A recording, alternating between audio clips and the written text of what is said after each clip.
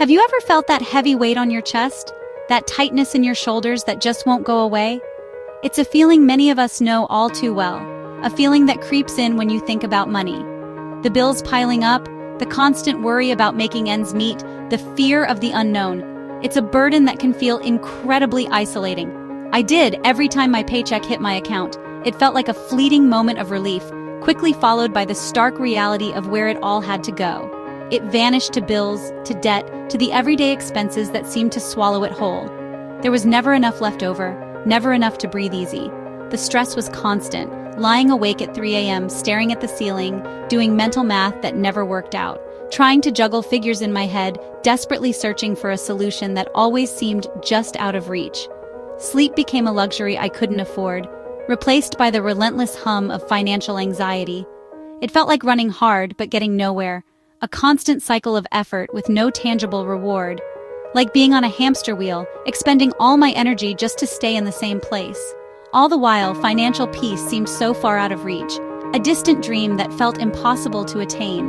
It was like watching other people live freely, while I was trapped in a cage of debt and worry. Money worries crept into every part of my life, seeping into my work, my relationships, my overall well-being. It was a dark cloud that followed me everywhere, casting a shadow over everything I did. It got to the point where even small decisions became incredibly stressful. A simple trip to the grocery store turned into a minefield of calculations and compromises. I was tired of letting debt control my choices, dictate my life, and steal my joy. I was sick of feeling like a prisoner in my own financial situation. We're told debt is normal. It's just a part of life. Everyone has it. Car loans, a necessary evil to get around. Student loans, an investment in your future, they say. And credit cards for convenience and building credit. Just make the minimum payment and move on, they advise. Don't worry about the interest, it's just a small price to pay. I bought into that for a while, thinking scraping by was enough. That just surviving each month was an acceptable way to live. But I wanted more than survival. I wanted to thrive. I wanted to experience life to the fullest, without the constant weight of financial stress holding me back. Staring at my $20,000 debt, I felt hopeless, completely overwhelmed by the sheer magnitude of the number. It seemed like an insurmountable obstacle, a mountain too high to climb. But then something changed. A shift in perspective, a flicker of hope in the darkness. Determination took over. A newfound resolve to take control of my finances and create a better future for myself. I was done letting debt dictate my future. I refused to let it define me or limit my potential any longer. I didn't know exactly how, what the specific steps would be, but I decided to take back control, to educate myself, to make a plan, and to work tirelessly towards my financial goals. My peace of mind depended on it. My happiness, my well-being, my ability to live a fulfilling life all hinged on taking charge of my finances. That decision was the turning point. The moment I stopped feeling like a victim and started acting like a victor. If you felt this way, you're not alone, and you can change it. There is hope. There is a path forward, and you have the power to create a brighter financial future for yourself. The turning point wasn't dramatic. No sudden windfall, no lottery win. It wasn't a moment filled with flashing lights or blaring trumpets. It was a quiet decision, made on a regular afternoon, just like any other. The sun was streaming through the window, casting long shadows across my desk as I sat there, lost in thought. I finally faced my debt head-on, something I'd been avoiding for far too long. I spread out all the bills and statements, the numbers swimming before my eyes, realizing it was slowly but surely stealing my income, chipping away at every paycheck before I even had a chance to enjoy it. It felt like I was working just to pay off what I already owed. Peace, that elusive feeling of calm and security and future financial stability, seemed further and further out of reach. The weight of it all was crushing. Every dollar that went to debt felt like a betrayal. It was a dollar I couldn't use for my own goals, my dreams, my aspirations. A dollar that could have been invested, saved, or used to create memories. That realization sparked a fire, a burning desire to take control of my finances and my life. I was done working for my debt, slaving away to pay interest and fees. I was ready to work for myself, for my future. The most important shift, the real game changer, was in my mindset. It wasn't just about numbers and spreadsheets. It was about a fundamental change in how I viewed money and debt. Before changing habits, before implementing any strategies, you have to change your heart. You have to truly believe that you deserve a debt-free life. I got angry at my debt, at the way it was holding me back and dictating my choices, and I committed 100% to getting rid of it. No more half measures or wishful thinking. This was a full-on assault. No more, maybe I'll save a little this month. Just, I will pay off this debt. My mission was clear. A single, unwavering focus. Destroy this debt as fast as humanly possible, leaving no stone unturned in the process. Suddenly, I wasn't a victim of circumstance, a helpless pawn in the game of debt. I was a fighter, ready to take on the challenge and win. Every financial choice, every purchase, every decision became about what I was gaining in the long run, not what I was losing in the moment. Each dollar saved, each expense cut, was a weapon against my debt, a step closer to freedom. For the first time in a long time, I felt a genuine sense of hope, a belief that I could actually do this. The path ahead was undoubtedly tough, filled with challenges and sacrifices, but I finally had a clear destination in sight, a light at the end of the tunnel, freedom from the burden of debt, the freedom to live life on my own terms. Let's be clear, there were no windfalls or lucky breaks. I had one income, my regular 9-to-5 salary. No side hustles, no bonuses, just my paycheck. I wanted to prove you don't need a miracle, just a plan. I became intentional and disciplined with what I already had. The myth that you need a huge salary or side gig is just that, a myth. Your income, no matter the size, is your most powerful tool. The key is controlling spending and creating a gap between earning and spending. With focus and a written plan, I made my paycheck work for me. Anyone can start with what they have. No magic, just mindset. My first step was creating a zero-based budget. Don't let budget scare you. It's just a plan for your money. Every dollar got a job before the month began. I listed my income, then my expenses, starting with essentials: food, utilities, shelter, transportation. After covering the basics, I tracked every other expense. Reviewing my past spending was eye-opening. So much wasted on forgotten subscriptions and impulse buys.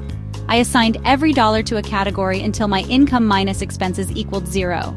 Sometimes I had to trim categories to make it balance. This process gave me total control and clarity. For the first time, I had a real plan. No more hoping for leftovers for debt. I made it happen on purpose. The budget was my roadmap. It was the foundation for everything that followed. Budgeting was just the start. The real work was maximizing debt payoff. My take-home pay was $3,800 a month. Essentials came first: $1,200 for rent, $150 for utilities, $200 for transportation, $300 for groceries. Minimum debt payments totaled $450. Phone and internet were $110, and I allowed $100 for personal spending.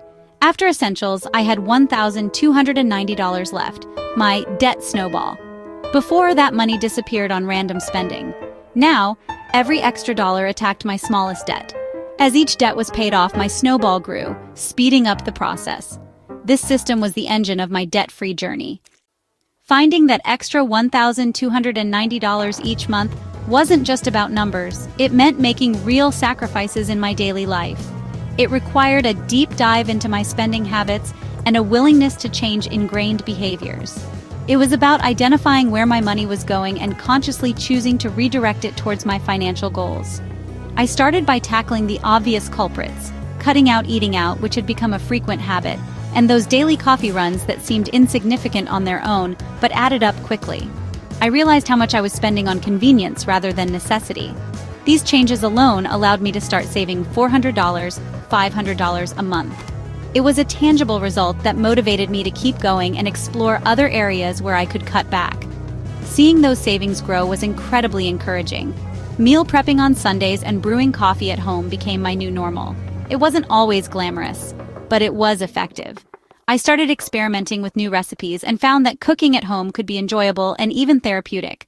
I also canceled unused subscriptions that were draining my account each month and actively sought out free ways to have fun. Library visits became a regular occurrence. I explored local hiking trails and organized potluck dinners with friends instead of going to restaurants. To further accelerate my savings, I set a strict no-spend rule for clothes and extras for 6 months. This meant resisting the urge to buy new outfits or indulge in impulse purchases. It was a challenge, but it forced me to be more mindful of my spending habits. My apartment and wardrobe weren't fancy or filled with the latest trends, but I was laser-focused on a bigger goal: achieving financial freedom and building a secure future. This clarity of purpose helped me stay motivated and resist temptations. I also embraced a more resourceful mindset and learned to fix things instead of automatically replacing them.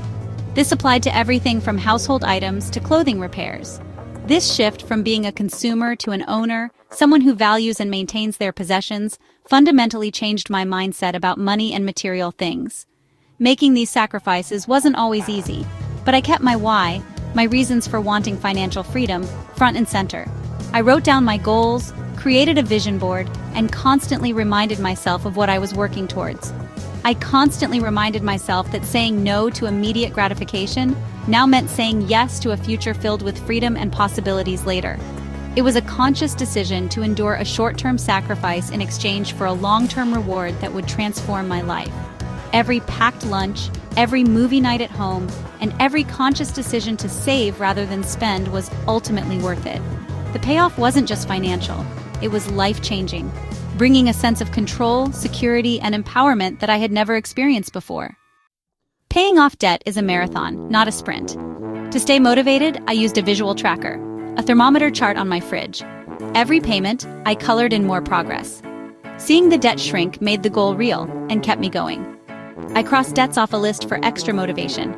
Sharing my goal with supportive friends kept me accountable.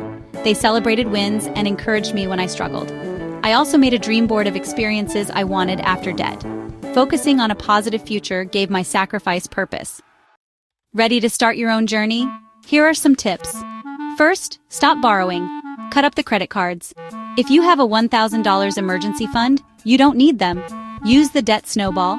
List debts smallest to largest, pay minimums on all, and attack the smallest with every extra dollar. Celebrate quick wins to build momentum. Learn to say no graciously. Suggest free alternatives to friends. Don't let fear of judgment derail your goals. Automate savings and bill payments to stay on track. Put your plan on autopilot so progress happens automatically. Consistency beats willpower every time. Looking back, every sacrifice was worth it. Making that final payment felt like pure freedom. The weight was gone. I could finally breathe. My paychecks were mine again. I was in control. This journey taught me discipline, contentment, and the power of focus. Paying off $20,000 in 6 months proved ordinary people can do extraordinary things. The steps are simple: budget, cut expenses, attack debt, stay motivated. You can do this too, no matter your income or debt. Don't let shame or hopelessness stop you. You are not your debt. You can change your story. Your financial peace is worth fighting for. Take the first step. Write your budget, face your debt, and decide you're done. Your future self will thank you. You are worth it.